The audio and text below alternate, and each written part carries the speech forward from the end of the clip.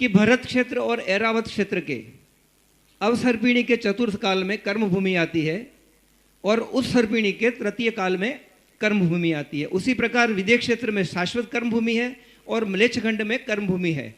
तो इन तीनों प्रकार की कर्म भूमियों में किन प्रकार की असमानताएं हैं, इसकी जिज्ञासा का समाधान करें। नमोस्तु गुरुदेव। बहुत असमानताएं होती हैं। भोग भूमि तो प्राय एक समान ही होती है, कोई विशेष अंतर नहीं होता। अंतर होता है तो उत्तम मध्यम जघन्य का अंतर होता है, लेकिन कर्म भूमियों में बहुत अंतर होता है। जो चतुर्थकालीन जो कर्म भूमियाँ हैं, जैसे मलेच्छ खंड की कर्म भूमियाँ हैं, वहाँ सठ कर्म नहीं होते।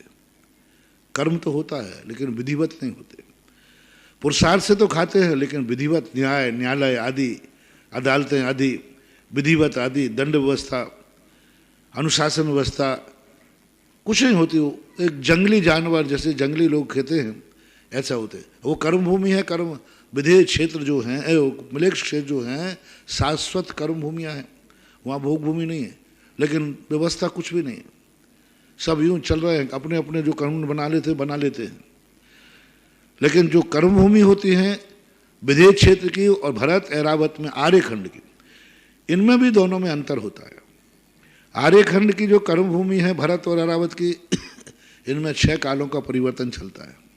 चौथा काल, 5वां काल, शादी सब आते हैं, मोक्ष जाने के रास्ते निकलते। आगे 6ठा काल आना, प्रलय पड़ेगा, नरक से आएंगे, नरक ही जाएंगे। तो इस प्रकार की स्थितियां यहाँ बन जाती हैं इन कर्म भूमि में। कौन सी? भरत और ऐरावत की, जहाँ 6 काय का। लेकिन विधेय क्षेत्र की जो शाश्वत कर्म भूमियाँ हैं, वहाँ पर ये परिवर्तन नहीं होता। वहाँ सदा मोक्ष का दरवाजे खुले रहते हैं, लेकिन वहाँ भी लोग नरक जाते हैं, वहाँ भी मिथ्या दृष्टि है, वहाँ भी पाप होते हैं।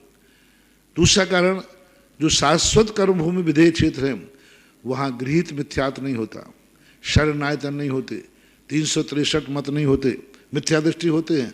अगृहीत मिथ्यात्व होता है, गृहीत मिथ्यात्व नहीं होता। और भरत ऐरावत के क्षेत्र हैं, इनमें हुंडा और सर्पिणी काल यदि आता है तो गृहीत मिथ्यात्व होते हैं, 363 मत होते हैं। इस प्रकार के बहुत सारे उतार चढ़ाव। तो ये सभी तीनों में कुछ ना कुछ अंतर है। विधेय क्षेत्र की कर्मभूमि में, भरत ऐरावत की कर्मभूमि में और मलेच्छ खंड की कर्मभूमि में, इनमें सब में कुछ ना कुछ अंतर है। वो शास्त्रों में विवक्षित किया गया।